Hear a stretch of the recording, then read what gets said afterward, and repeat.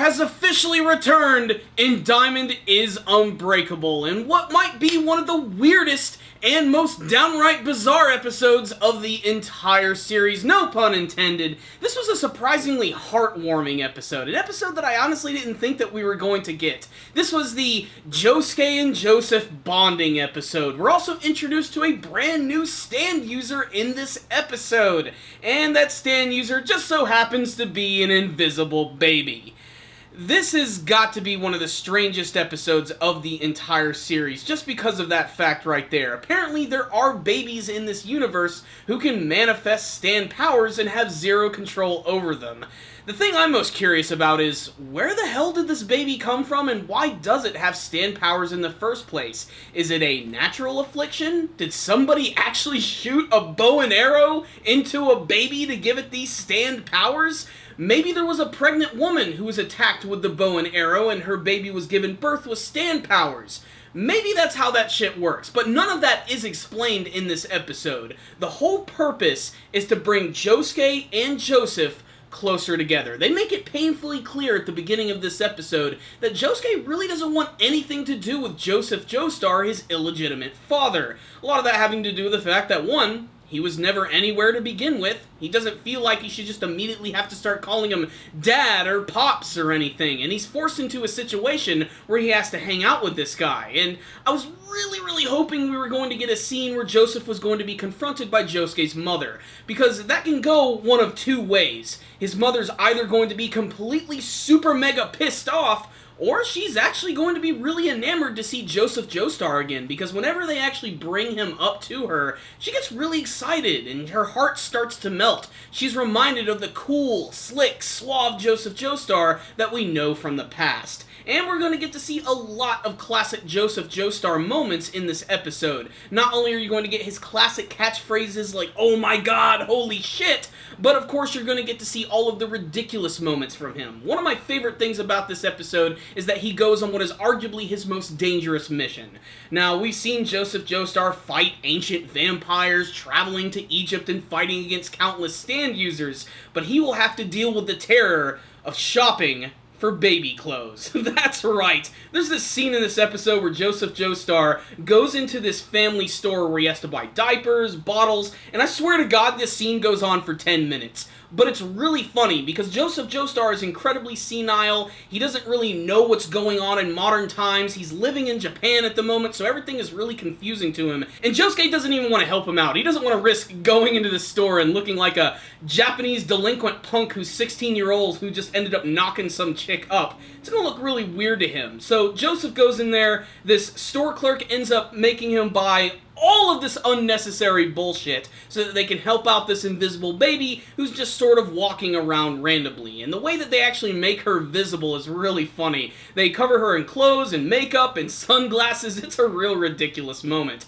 But by seeing this, Josuke can actually see that Joseph is a surprisingly good father and actually looks out for the children. And this leads to this one scene at the end where suddenly, apparently when the baby gets all stressed out, whatever it touches will turn invisible. And that actually ends up happening to Joseph Joestar. Like, his hands suddenly disappear, the stroller that it's sitting in just starts to crumble and turn into different pieces, and then this baby starts to roll away in this stroller, and every single thing that it touches completely turns invisible, which leads to a lot of really weird, ridiculous scenery, and the characters running around which looks like on thin air. And supposedly this baby just falls into this lake, and they're freaking out because since it's invisible, everything around it is invisible, so you can't see the air bubbles. And that's when Joseph Joestar makes the ultimate sacrifice. One that I think is a little stupid, but then again we have to remind ourselves that he's old and senile. He decides to just cut himself on the wrist, which allows all of this blood to go into the water so that they can see the baby, they save it, and that's pretty much the end of the episode right there. So,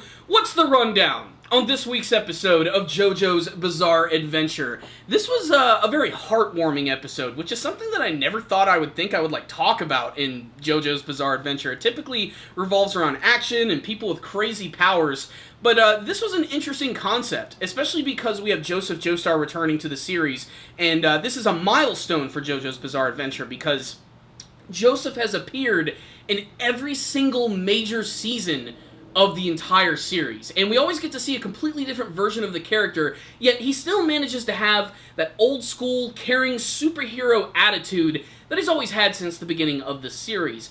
And even though he has an illegitimate son and he could feel bad about it, he still wants to sort of rebuild that bridge. He doesn't want it to be burned down. Josuke, on the other hand, cannot stand Joseph, and he's forced to hang out with him this entire episode, so you can feel all of his angst throughout the entire thing. But by the end of the episode, he's definitely warmed up to Joseph Joestar, especially when he decided to save that baby. As for how they wrapped up the story in last week's episode with the Red Hot Chili Pepper, well, it looks like Akira Otoishi has been thrown into jail, and Jotaro Kujo let him know that if he ever decides to escape, he's just gonna find him and beat the ever-living shit out of him. And Akira decides, I think I'd probably just rather stay in jail and get raped. I wouldn't want to get raped by JoJo at his Star Platinum. So that's the end of the Red Hot Chili Pepper arc as we move on to the Invisible Baby arc. Did anybody actually see that coming? Is this something that actually happened in the manga? It's so strange, and I can't wait to see where this is going to go from here, because if they can't figure out who the mother is, well, it looks like Joseph Joestar just got himself another illegitimate child. So, this was a good episode right here. Not exactly the episode that I was expecting, but if there's one thing that Diamond is Unbreakable is teaching me, is that it's very different from the previous seasons of JoJo. This is an episode that's very similar to that one where they went to that Italian restaurant, where you expect it to be a very threatening episode, but it ends up turning into something of a comedy. And while this series definitely has a lot of the elements of Stardust Crusaders and even stuff from the first season, it's definitely doing something on its own and doing something unique, which is something I really have to praise it for. And if anything, we got some great moments between Joseph Joestar and Josuke. Lots of really great funny moments. These are two very expressive characters. So this was a pretty funny episode of the series, which you should definitely check out. I'm interested to see how long this baby is going to stick around and how important it's going to be, and even to see if it's going to have some sort of connection to this overall story about the bow and arrow, because we're going to have to get some new villains involved. Someone's either going to have to steal that bow and arrow, or we're going to have to start learning about the very origins of it, which is probably where the next big arc of the series is going to go. That being said, this was a fantastic episode. You should definitely check it out for a few laughs. I'm going to give this episode right here a 4 out of 5. Joseph Joestar is back, and he's back in style. But if any of you did watch this week's episode of JoJo's Bizarre Adventure, make sure to tell me what you thought about it in the comments section below. Did this episode catch you off guard like it did for me? What did you think of all the scenes with Josuke and Joseph Joestar? And what do you want to see from the rest of Diamond is Unbreakable? Please tell me in the comments section below. Thank you guys so much for watching this review. I really appreciate it. Make sure to subscribe to the channel. That way you'll be able to see all of our latest anime and manga reviews.